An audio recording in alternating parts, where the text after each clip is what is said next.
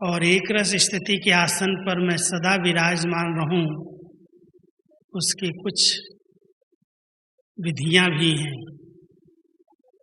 रूहानियत किसको कहा जाता, रूहानियत की शक्ति क्या है, और उस शक्ति के आधार से हमारी स्थिति एक रस कैसे रहे, इसी विषय को लेकर के आज हम सब आपके बीच में आए हैं। हम सभी रूहानियत की परिभाषा समय पर समय बाबा की मुरली में सुनते हैं। रूह आत्मा को कहा जाता, और जितना हम अपनी इस रूह की आत्मिक स्थिति में स्थित रहते हैं,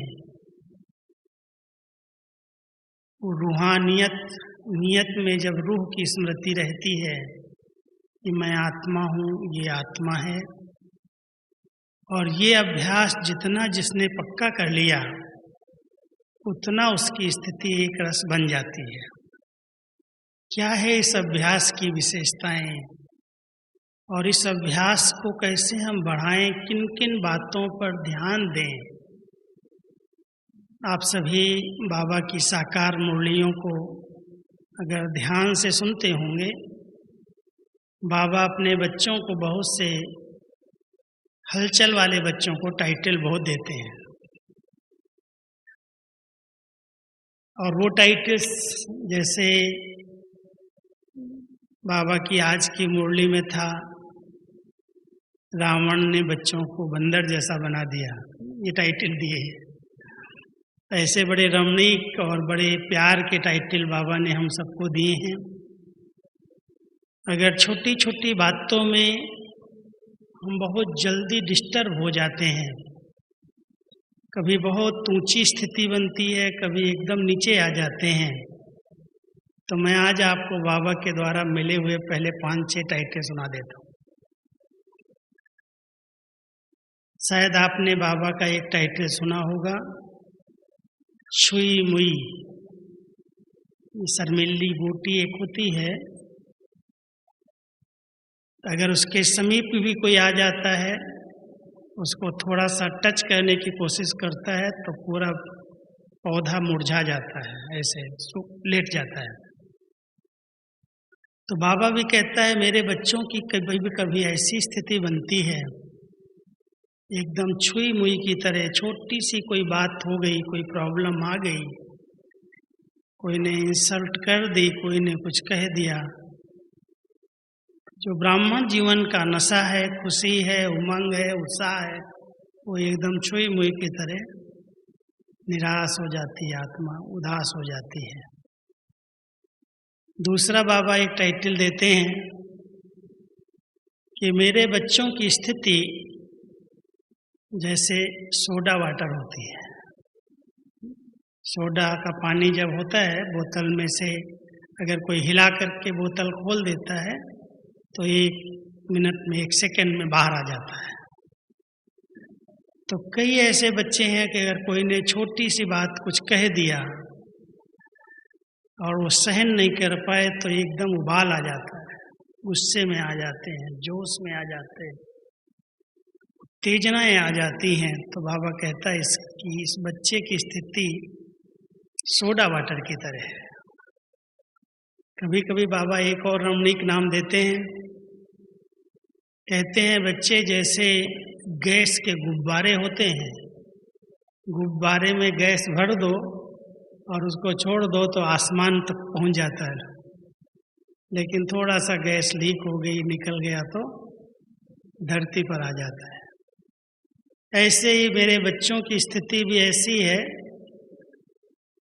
जो नशा चढ़ाता है बाबा, उमंग दिलाता है, उत्साह दिलाता है, तो एकदम जैसे वो गैस के गुब्बारे की तरह एकदम उड़ने लगते हैं। मेरे जैसा कोई नहीं, मुझे तो भगवान मिला, मेरी तो बहुत महान जीवन है, मैं बहुत श्रेष्ठ हूँ, बहुत भाग्यवान हूँ। और माया की एक चमाट लगी, एकदम वो हवा निकल जाती है। चौथा बाबा कहता है, रमणीक टाइटल है, सुनते जाओ, चौथा बाबा कहता है मेरे बच्चे कई बार घड़ी घड़ी के घड़ियाल बन जाते हैं। घड़ी घड़ी जरा जरा सी बात में वैसे घड़ियाल एक कहते हैं मगरमच्छ को, घड़ियाली आंसू बस मशहूर हैं। लेकिन बाबा कभी कभी सिंधी भाषा में जो ये गिरगिट होता है ना, गिरगिट समझते होंगे, छिपकली जैसा जो एक होता है जो शकल बदलता है, मूड बदलता है। मेरे बच्चे ऐसे हैं जैसे गिरगिट की तरह अपनी शकल बदल देते, फटाफट 1 सेकंड में। अभी अभी बहुत अच्छे हैं, अभी लाल पीले हो जाते हैं, एकदम शकल बदल जाती है।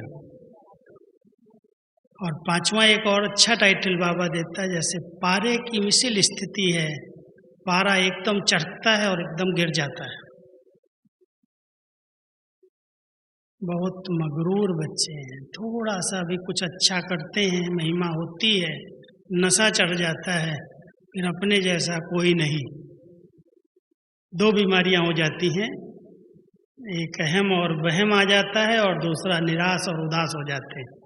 एक तरफ दिल शिकस्त हो गए और एक तरफ मेरे जैसा जो अहम आ जाता है उसकी गांठ बन जाती कैंसर की। बहुत ध्यान देने की जरूरत है। बाबा अपने बच्चों को जो पढ़ा रहे हैं, जो मेहनत कर रहे हैं, जो पालना दे रहे हैं, उसके रिटर्न में हम सब की स्थिति ऐसी होनी चाहिए। बाबा कई बार मिसाल देते हैं, जैसे अंगद ने रावण की दरबार में पांव जमा दिया, हिला के दिखा दो। क्या कहा था याद है? रामायण के अंदर बड़ा सुंदर दृष्टांत आता है कि अंगद ने कह दिया कि अगर तुम्हारी दरबार में कोई भी ऐसा सेनापति हो, महावीर हो, तो मेरे पांव का अंगूठा भी हिला के दिखा दे। अगर हिला देगा तो सीता उसकी हो जाएगी। तो कहते हैं कि जबकि सीता पर उसका कोई अधिकार नहीं है, लेकिन उसका निश्चय कितना अटूट है, अटल है कि भगवान अपने आप रक्षा करेगा, क्योंकि सीता जी तो उनकी हैं। इसलिए बाबा अपने बच्चों को कहते हैं कि आप सभी इस माया के राज्य में कहीं सम्मान मिलेगा, कहीं अपमान होगा, कहीं लोग आपको बहुत आदर सत्कार से बात करेंगे और कहीं निरादर भी करेंगे। कई प्रकार की परिस्थितियां आती हैं। उन सब परिस्थितियों के बीच में मेरे बच्चों की स्थिति बहुत एक रस, अच्छा लडोल होनी चाहिए। बाबा की तो आस है। अब आप अपने आप को चेक करना, मेरी स्थिति कैसी है, कहाँ तक हमने अपनी स्थिति पर ध्यान दिया है, और स्थिति पर ध्यान देने के लिए किन किन बातों की जरूरत है। रूहानियत एक सभी गुणों की जननी है। जितना हम अपने आत्मिक स्वरूप की स्थिति में स्थित रहते हैं, तो आत्मा बाबा के समान बहुत पवित्र, स्वच्छ, निर्मल है।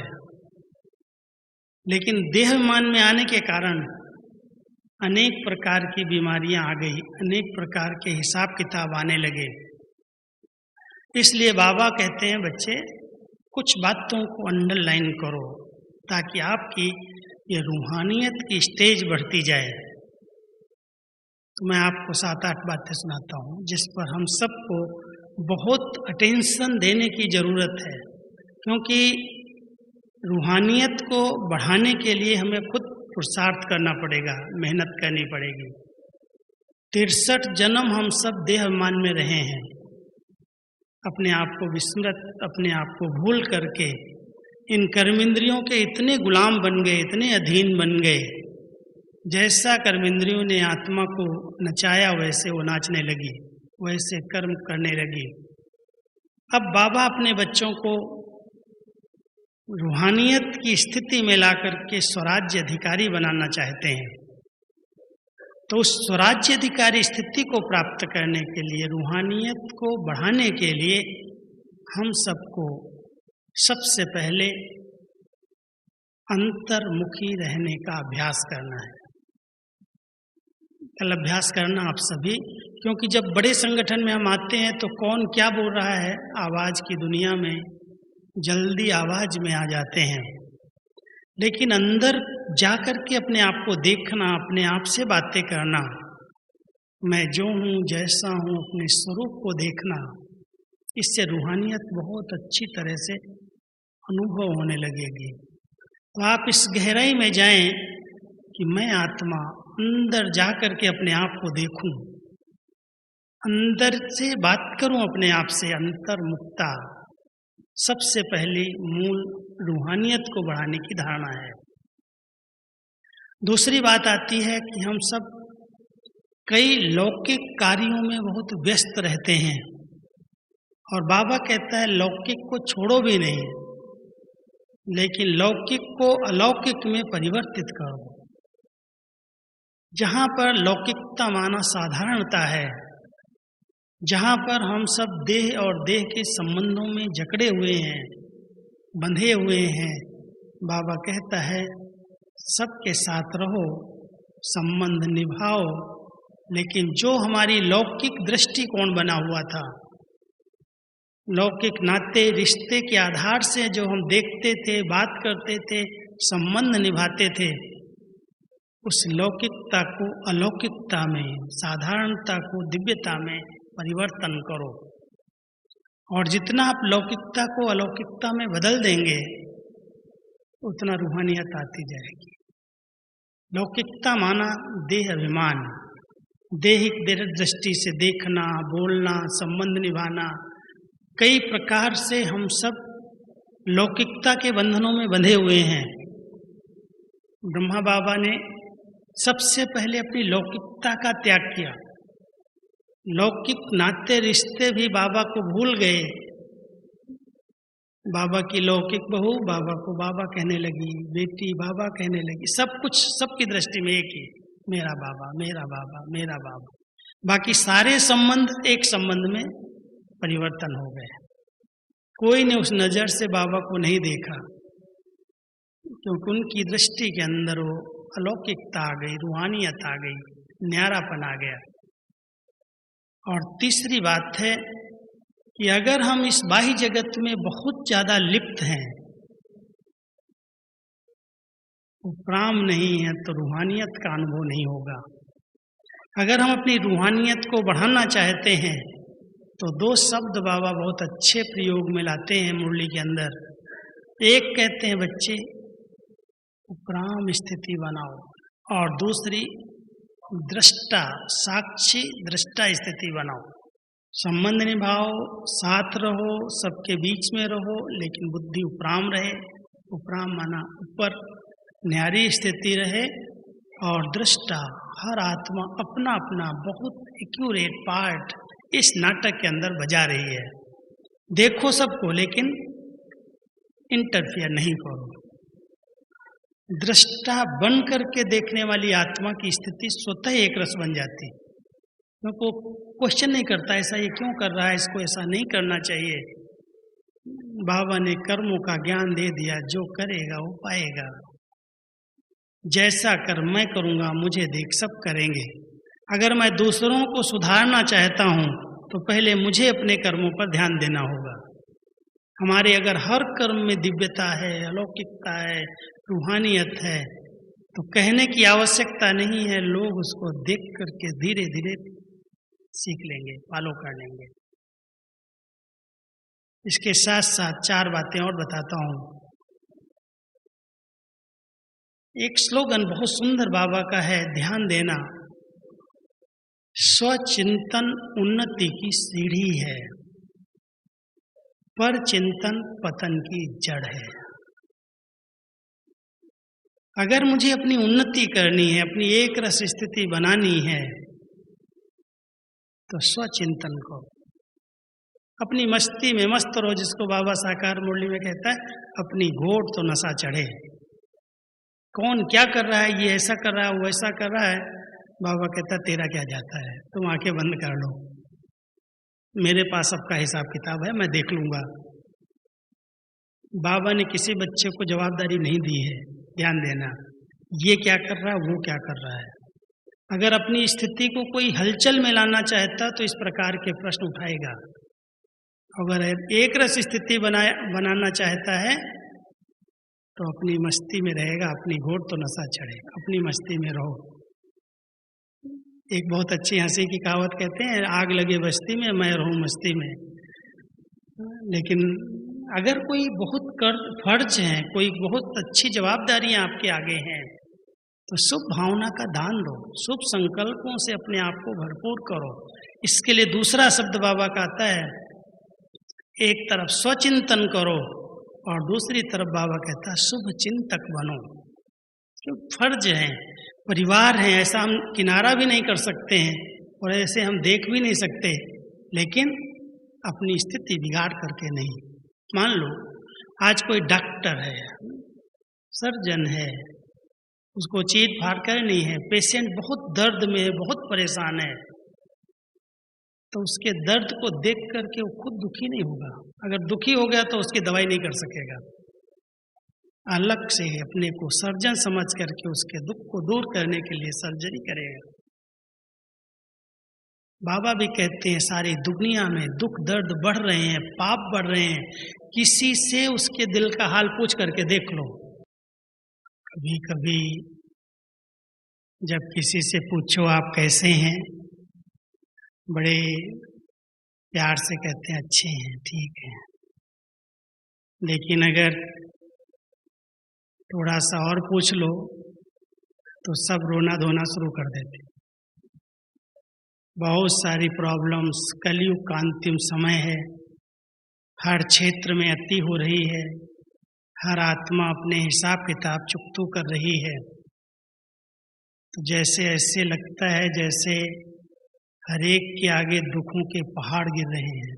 सुन करके ऐसे लगता है कि कलयुग के अंदर कितनी प्रकार की प्रॉब्लम्स इंसान के आगे हैं, और उसके बीच में रह करके स्थिति एक रस रहे, उसके लिए बहुत शुभ भावनाओं से, शुभ चिंतन से और रूहानियत से भरपूर बनना पड़ेगा।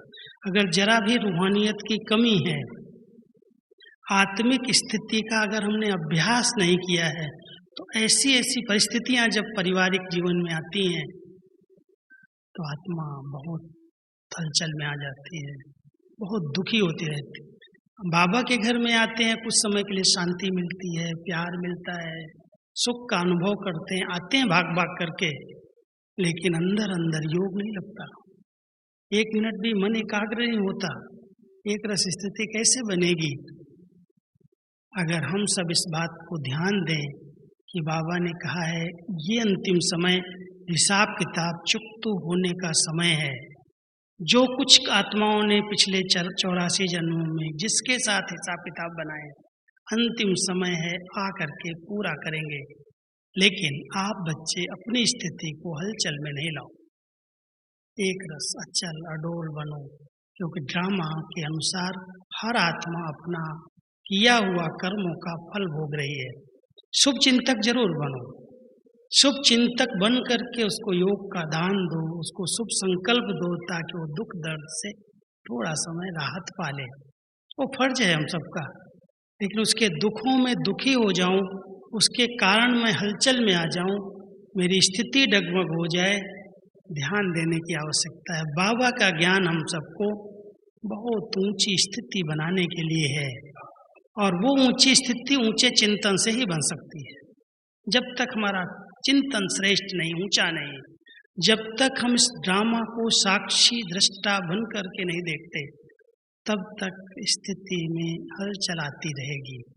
इसलिए ध्यान देना, हमें अपनी रूहानियत को बढ़ाना है, और रूहानियत को बढ़ाने के लिए दो बातें और बताता हूँ। एक तो गुणग्राही दृष्टि रखो, गुण उठाओ, अवगुण नहीं, क्योंकि अवगुण आत्मा को हलचल में ले आते। ये ऐसा करता है, ये ऐसा करता है, ज्ञान तो बड़ा ऊंचा है, ज्ञान तो ये देता है, लेकिन करता क्या है? बाबा ने बहुत अच्छी बात लास्ट मुरली में कही थी कि बाबा ने बच्चों की 99 गलतियों को नहीं देखा, एक विशेषता को देखा, और उस विशेषता को देख करके उसकी विशेषता को यूज किया। इसके कारण वो विशेष आत्मा बन गया, सारी कमियां दब गई। हम सभी बाबा के बच्चे इस बात को अंडरलाइन करें कि अगर हम किसी की स्थिति को नीचे ऊपर देख लेते हैं और उसका वर्णन करते हैं एक दूसरे के साथ, तो बड़ी अच्छी बात है किसी ने लिखी थी, कही है कि अगर मान लो कोई बहुत गलतियां कर रहा है और बहुत मौज में रहता है, खुद मौज में रहता है, पाप करते हुए, गलत काम करते हुए उसकी स्थिति अच्छी है और उसके पापों का वर्णन 10 लोग कर रहे हैं कि ये गलत कर रहा है, ये गलत कर रहा है, ये गलत कर रहा है, तो उसके पाप के जो कर्मों का खाता है वो बट जाता है।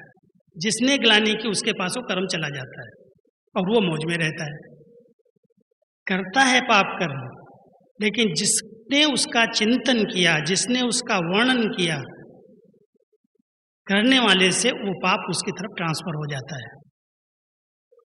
इसलिए वो मौज में रहता है और दूसरे लोग दुखी होते रहते हैं। इस बात को, कर्मों की गति को समझना। हम सब बाबा के बच्चे, हर आत्मा की विशेषता है, कुछ न कुछ विशेष आत्माएं इस धरनी पर आई हैं, विशेषता लेकर के उनको देखें और उसी नज़र से उससे व्यवहार में आए।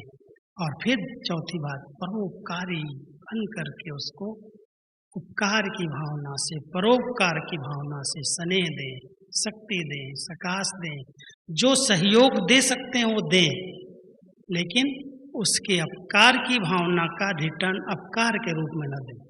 ये इसने ऐसा मेरे साथ किया, ये ऐसा मेरे साथ करता है, मैं कैसे रह सकता हूँ, मुझे भी करना है। परोपकार की भावना वाला कभी बदला नहीं लेता, वो बदल करके दिखाता है। बाबा ने बहुत अच्छा स्लोगन बच्चों को दिया है, बच्चे कभी भी किसी से बदला लेने की भावना नहीं रखो, बदल करके दिखाओ।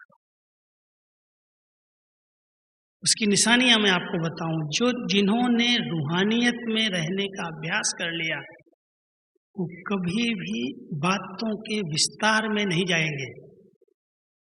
विस्तार बहुत है बातों का, प्रश्न पूछते रहो, एक के बाद एक प्रश्नों की क्यों लग जाएगी।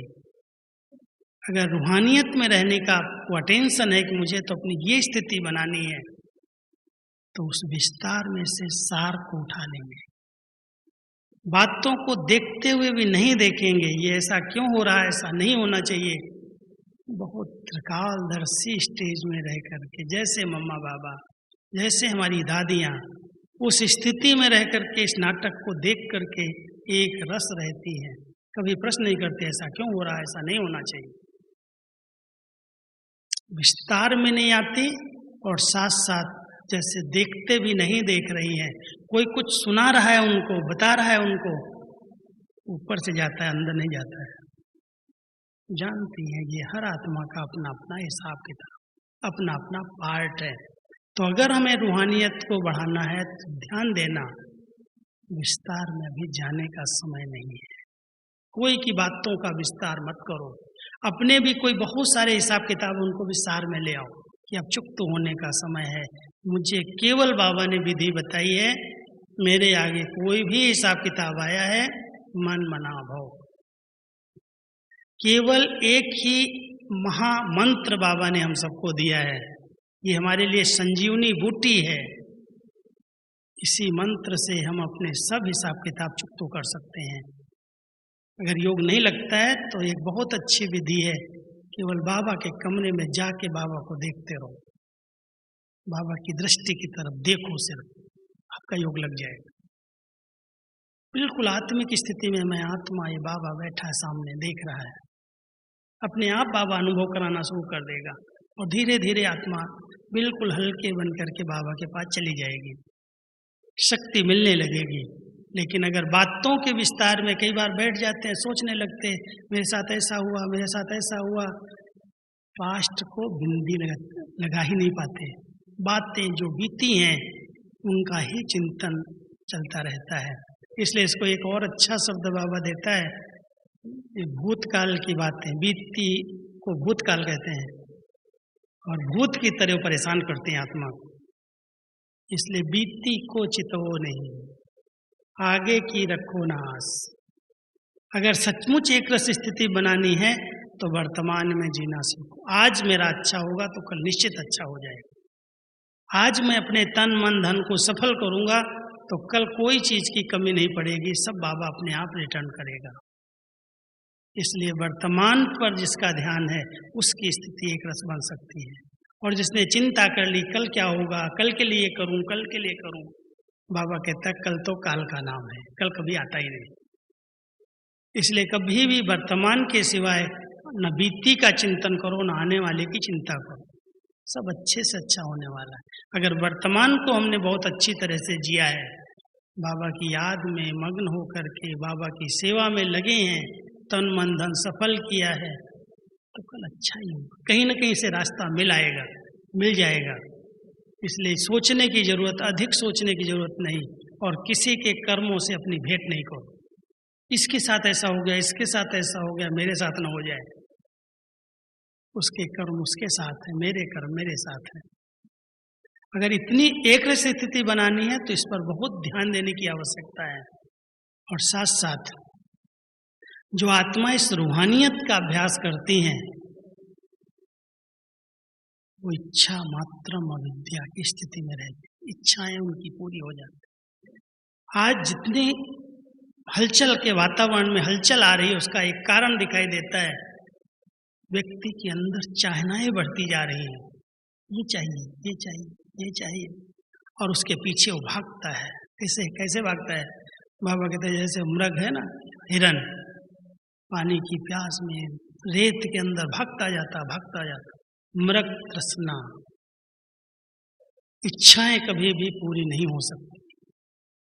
इसलिए अगर एक रस स्थिति बनानी है तो जितना बाबा ने जिसको जो कुछ दिया है उसका सुमिरन करके उस खुशी और नशे में रहो, उस सम्मान में रहो कि हमको जो मिला है कोई को इतना नहीं मिला है, और हर एक को सचमुच कुछ न कुछ बाबा के द्वारा वरदान और विशेषताएं मिली हैं वर्षे में। हम उसको याद करें, भेंट करेंगे किसी से, किसके पास इतना है मेरे पास आ जाए, तो भागते रहो इच्छाओं के पीछे।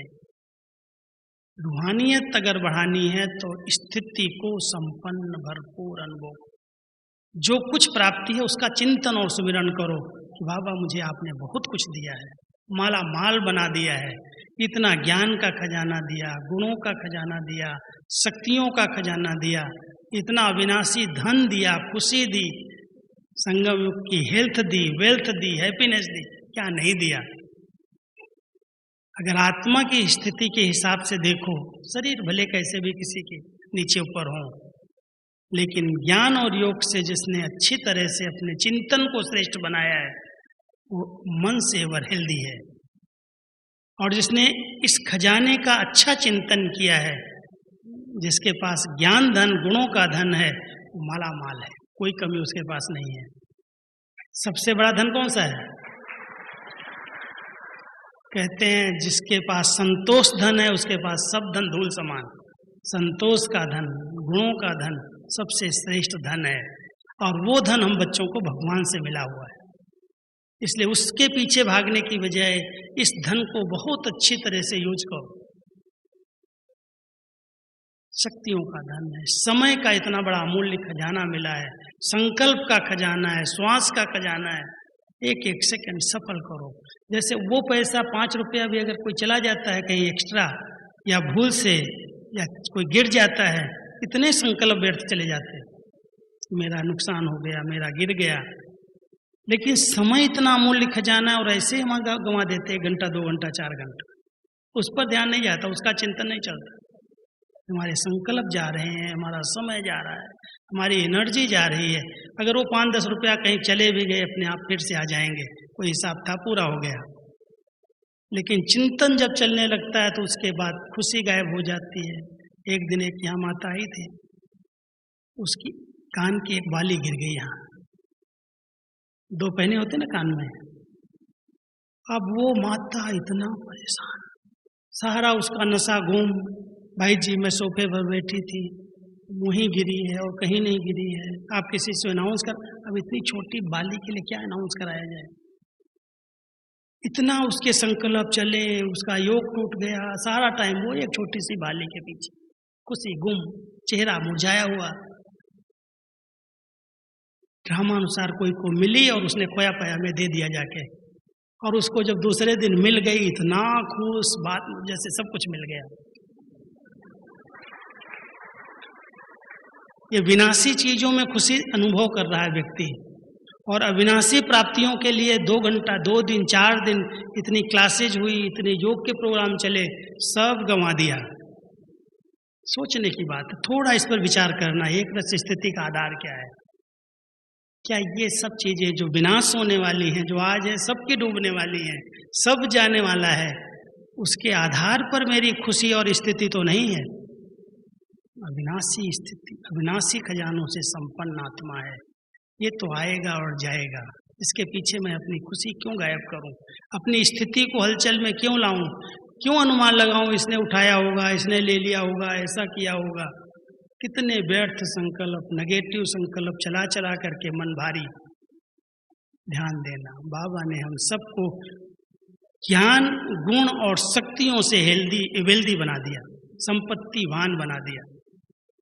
चिंतन करो कितना दिया है, अखुट दिया है। आत्मा एकदम भरपूर और संतुष्ट अनुभव करती है।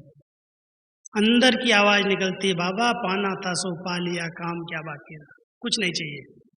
जैसे ब्रह्मा बाबा को नशा चढ़ गया ना, क्या कहा बाबा ने, अरे बच्चे ये हीरे नहीं, ये पत्थर है, पत्थर दिखाई देते मुझे।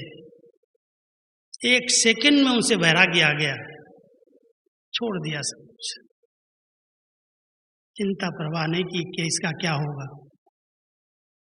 तो हम सभी भी अविनाशी ज्ञान धन का जो प्राप्तियां हुई हैं, उनसे अपनी स्थिति को एकदम इच्छा मात्रम अविद्या स्थिति, भरपूर स्थिति, संतुष्ट स्थिति, संपन्न स्थिति बना लें। फिर 5 निशानियां और बताता हूं। अगर रूहानियत जीवन में आती जाएगी तो सबसे पहली निशानी दिखाई देगी, ये दृष्टि बहुत पवित्र और शुद्ध हो जाएगी। केवल आत्मा पर दृष्टि जाएगी, देह पर दृष्टि नहीं जाएगी।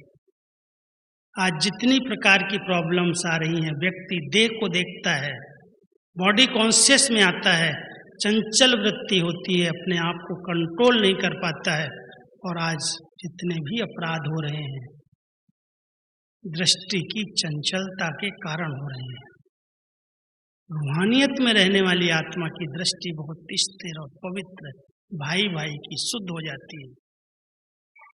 ये विकारों की उत्पत्ति उसके अंदर उत्तेजना का रूप नहीं लेती। अगर कोई संकल्प में आ भी गया तो उसको संकल्प में ही समाप्त कर देते। तो रूहानियत से एक तो पवित्र दृष्टि बन जाती है, बहुत मीठी दृष्टि हो जाती है, आत्मा पर नजर जाती है। वृत्तियां, अंदर की वृत्तियां अनासक्त और वैराग्य की हो जाती है।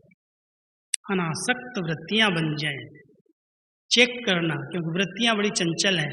संकल्प तो आता है, खत्म हो जाता है, लेकिन जो संकल्प बार बार हम रिवाइज करते हैं, जिस पर बार बार ध्यान जाता है, वही वही घूमता है सर्किल की तरह, उसके आधार से वृत्तियां बन जाती हैं।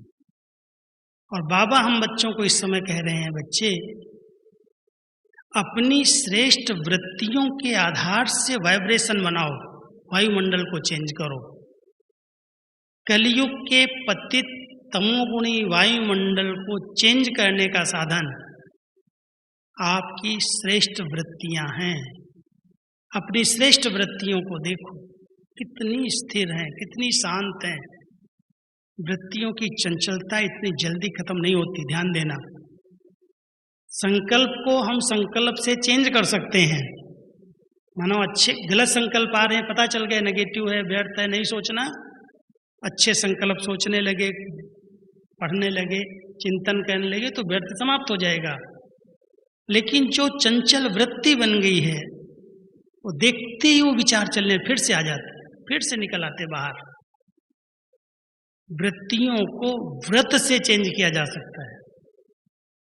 जैसे वो व्रत ले लेते ना, खाना नहीं खाएंगे, पानी नहीं पिएंगे, ये नहीं करेंगे, उपवास कर लेते, व्रत ले लेते, और अगर बीच में कोई ने एकादशी का व्रत रख लिया और बीच में आ गया पानी पीने का या भूख लगी खाना खाने का संकल्प, तो कहते तो पाप हो गया, क्यों संकल्प आ गया, मैंने तो व्रत लिया है। बाबा कहता है अगर अपनी वृत्तियों को चेंज करना है तो व्रत ले लो, मेरा तो एक बाबा दूसरा न कोई, मुझे कोई दूसरे को देखना ही नहीं है। वृत्तियां चेंज हो जाएंगी, शुद्ध हो जाएंगी, अनासक्त हो जाएंगी। क्या चाहिए आत्मा को? जो बाबा महिमा दे रहा है, जो इतनी प्रशंसा करके इतने ऊंचे ऊंचे नशे चढ़ा रहा है, टाइटल दे रहा है। पिछली मुरली एक सुनी होगी अब बाबा की, एक एक बच्चे की क्या महिमा की है दिल से। मेरा एक एक बच्चा, जिसकी अंगूठियां बना बना करके लोग पहनते हैं, ये मेरे बच्चे 9 रत्नों के बीच में आ गए। इनका नाम लेने से, इनकी अंगूठी पहनने से उनके विघ्न खत्म हो जाते हैं। क्या है हम सब? किस नजर से भगवान हमको देखता है? उस ऊंचे समान में रह करके अपनी नेगेटिव वृत्तियों को समाप्त कर सकते हैं। देखना वृत्तियां कितनी अनासक्त और उपराम बनी है। तीसरा एक ध्यान देना है, मेरे बोल कैसे हैं। सारे समस्याओं की जड़ वाणी है, बोल दिया, निकल गया, सोचा नहीं था ऐसा हो जाएगा। जो घर घर के अंदर झगड़े हो जाते हैं उसका मूल कारण है सहन नहीं किया, जो आया वो बोल दिया। बाबा कहता है बोल बड़े अनमोल हैं, इस पर बहुत ध्यान देना, अंडरलाइन करो, बोल हमारी सम्मानजनक और मधुर हो, तब हमारी वाणी का प्रभाव पड़ेगा और ये वचन सिद्ध होने लगेंगे। बाबा अब अपने बच्चों को सिद्धि स्वरूप रूप में देखना चाहता है। जो बोलो हो जाए, जो सोचो होने लगे। लेकिन वो तभी होगा जब बहुत स्थिर और एकाग्र संकल्प होंगे। हलचल वाले संकल्प अगर सिद्ध हो गए, क्या होगा? कोई को वरदान मिलेगा, कोई को श्राप मिल जाएगा। बाबा ऐसी सिद्धि नहीं देता। इसलिए हम सब अपने संकल्प और बोल पर ध्यान दें। किसी भी आत्मा के प्रति कोई कुछ भी कर रहा हो मेरे लिए, लेकिन मेरे मुख से नहीं निकले, ये तो सुधरेगा नहीं, ये तो बदलेगा नहीं। कई बार ऐसा है, योग का प्रयोग करती हैं माताएं कि हमारा पति बदल जाए, हमारे बच्चे बदल जाएं, वो ज्ञान में आ जाएं, वो सहयोगी बन जाएं। लेकिन जब उनके संस्कारों को देखती हैं, जब कोई उनकी ऐसी आदत देखती है, तो कहते हैं तो रावण जैसा तो बदलेगा ही नहीं। एक तरफ योग कर रहे हैं और दूसरी तरफ श्राप दे रहे हैं। बाबा कहता है शुभ चिंतक बनो, सब अच्छे हैं, उनका अपना पार्ट है। एक भावना रखो कि हट्टी तो एक ये जाएगा कहाँ, आना तो है ही, आज नहीं तो कल आएगा। हम अपनी शुभ भावनाएं नहीं छोड़ेंगे, प्रयोग करते चलो, एक न एक दिन उसको झुकना ही है। तो जब इतने निश्चय से और इतनी श्रेष्ठ भावनाओं से आप शुभ संकल्पों का प्रयोग करेंगे, तब वो आत्माएं अपने आप परिवर्तन हो जाएंगी। इसलिए बोल पर बड़ा ध्यान देना, ऐसे नहीं जो आया बोल दिया। और कर्म, बाबा कहता बच्चे बड़े सुखदायी कर्म हो, कोई भी कर्म से कोई को दुख न मिले। इसलिए 3 बातें बाबा ने कही हैं जो एक रस स्थिति में रहने वाली हैं, वो 3 सेवाएं कर सकते हैं। एक, उनकी मनसा इतनी शक्तिशाली, शुभ भावना से संकल्प है, भरपूर है, शक्तिशाली है, तो उस संकल्प की शक्ति से वो शक्तियों का दान दे सकते हैं। जिस आत्मा के पास शुभ संकल्प करेंगे उसको शक्ति प्राप्त होने लगेगी। और वाचा से वो ज्ञान दान देंगे। कोई भी संबंध संपर्क में आएगा, समीप आएगा, उसको कुछ न कुछ बाबा की अच्छी अच्छी बातें सुना करके उसके जीवन को बदल देंगे। और कर्मणा से गुणों का दान देंगे। जो कुछ कर्म करें उससे लोगों को सीखने को मिले, प्रेरणा मिले, कैसे कर रहे हैं। आज इस कलयुगी वातावरण के बीच में, इतने तनाव के बीच में, ऐसी परिस्थितियों के बीच में, महंगाई के बीच में, इन लोगों के ऊपर कोई प्रभाव नहीं पड़ता। क्या है आखिर में? कहाँ से ऐसी जीवन इन्होंने बनाई? कभी तू मैं नहीं करते, कभी टकराव में नहीं आते, कभी इनके चेहरे पर कोई तनाव नहीं दिखाई देता। आखिर भी क्या है इनकी स्थिति? तब लोग पूछेंगे आपको कौन मिला है, आप कहाँ पढ़ते हो, आपको कौन ऐसी पढ़ाई पढ़ाता है? बाबा कहता आप बच्चे अगर कहोगे मुझे भगवान पढ़ाता है तो लोग हंसेंगे, इनके लिए भगवान शायद फ्री बैठा है। लेकिन अगर आपके जीवन देख लेंगे कैसे अचल अडोल एक रस, हर बात में एकदम कोई इंद्रिय रस इनको आकर्षित नहीं करता। आज व्यक्ति को इंद्रियों के रस ने, उन रसनाओं ने परेशान किया हुआ है। देखो अगर एक आंखों का रस किसी को खींच रहा है, क्या करता है सारा दिन? मोबाइल हाथ में लेता है ना, ऐसे देखता रहता है। आंखों का रस। कोई चीज अच्छी लगती है, जीव रस, खाऊं खाऊं, बाबा कहता है खाऊं खाऊं तेरे पेट में बलाऊं। रमणीक बातें, बाबा की रमणीक बातें मुरलियों में सुनते हो ना सब। माना जिसके पेट में कोई कीड़े लग जाते हो जाते हैं ना, कितना भी उसको खिला दो भूखा का भूखा रहता है। इसलिए ध्यान देना, ये जीव रस बड़ा खतरनाक है। ये जीव जबान जो है ना, दो काम करती है। एक कतरनी का काम करती है, संबंध काट देती है, और एक खाने पीने का रस बैठ गया तो स्वास्थ्य बिगाड़ देती है। एक स्वास्थ्य बिगाड़ देती है, एक संबंध बिगाड़ देती है जबान एक। ये रस आत्मा को आकर्षित कर रहे हैं। तो जीव रस, आंखों का रस, और अगर कान का रस, कौन क्या कह रहा है उसके कान लगा के ऐसे सुनेंगे, आप क्या बोल रहे थे, पूछेंगे और क्या हुआ, आगे क्या हुआ। कानों का रस टाइम वेस्ट कर रहा है। लेना एक कहते हैं न, लेना एक न देना दो, लेकिन रस ऐसा है जो हर एक के पास जाकर के पूछेंगे फिर क्या हुआ था, फिर क्या हुआ, उसके बाद क्या हुआ। ये कानों का रस। तो ये देखना, ये इंद्रिय रस आत्मा को कहीं खींच तो नहीं रहा है, ये परवश बनाया हुआ है आत्मा को। और जिसने रूहानियत का इस अभ्यास कर लिया, न कोई रस खींचेगा और न कहीं रग रहेगी। अगर कोई रगें भी खींच रही हैं, रगें समझते ना, सूक्ष्म लगाओ, रगें, कोई की देह में रग है, कोई का संबंध में रग है, कोई ऐसी चीजों में रग लग गई हुई है। रगें बहुत आत्मा को परेशान करती हैं। इसलिए देखना, कोई रस या रग, इंद्रिय रस या कहीं दैहिक आकर्षण की रग आत्मा को अपने बंधन में तो नहीं बांध रही है। जो एक रस स्थिति में रहने वाली आत्मा है वो किसी के बंधन में नहीं बनती, स्वतंत्र है। देह का बंधन उनको नहीं बांध रहा है। सबसे बड़ा बंधन है अपने संकल्पों और संस्कारों का बंधन। दूसरे बंधन तो हम बहुत जल्दी काट करके बाहर आ सकते हैं, लेकिन अगर संस्कारों का और संकल्पों का बंधन नहीं काट पाया तो उन बंधनों के कटने के बाद भी नए बंधन क्रिएट हो जाते हैं। इसलिए अगर एक रस स्थिति और रूहानियत की स्थिति में रहने का इसने अच्छा अभ्यास किया है, वो सब बंधनों को सहज रीति से काट करके स्वतंत्र उड़ता पंछी बन जाता है। तो हम सबको बाबा इस समय अंतिम समय के अनुसार कह रहे हैं, बच्चे इस रूहानियत की शक्ति को बढ़ाओ, और कोई पुरुषार्थ करो या न करो, आँख खुले, पहले संकल्प में स्मृति में लाओ, मैं आत्मा इस शरीर में पर काया प्रवेश हुई हूँ। इस काया में मैंने अवतार लिया है, मैं अवतरित हुई आत्मा। रूहानियत बढ़ जाएगी आपकी। आत्मा होकर के देखेंगे, आत्मा होकर के इस शरीर के भान में आएंगे, कर्म करेंगे और न्यारे हो जाएंगे। तो सवेरे सवेरे अगर ये अभ्यास कर लिया कि मैं आत्मा इस शरीर में अवतरित हुई हूँ, नया पार्ट बजाने के लिए मैंने तन धारण किया है, मैं अलग हूँ, ये अलग है।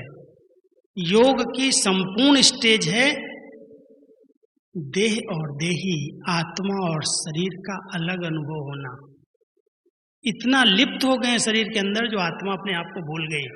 अब यही अभ्यास करो, मैं आत्मा हूँ, मैं इस शरीर से अलग हूँ, मैं परमात्मा की दिव्य शक्ति संतान हूँ और उसकी सब शक्तियों से मैं भरपूर एक चैतन्य शक्ति हूँ। ऐसी स्थिति से एक रस बन जाओ, अच्छा लडोल हो जाओ, कोई भी बातें आपके ऊपर अपना प्रभाव नहीं डालेंगी। तो कलयुग में कुछ भी हो, कितने भी अति के वातावरण में हम और चले जाएं, कैसा भी वायुमंडल हो, कैसे भी लोग हों, कैसे भी लोगों के संस्कार हों, मैं समझता हूँ जिन्होंने रूहानियत का अभ्यास किया है उन पर किसी का प्रभाव नहीं पड़ता।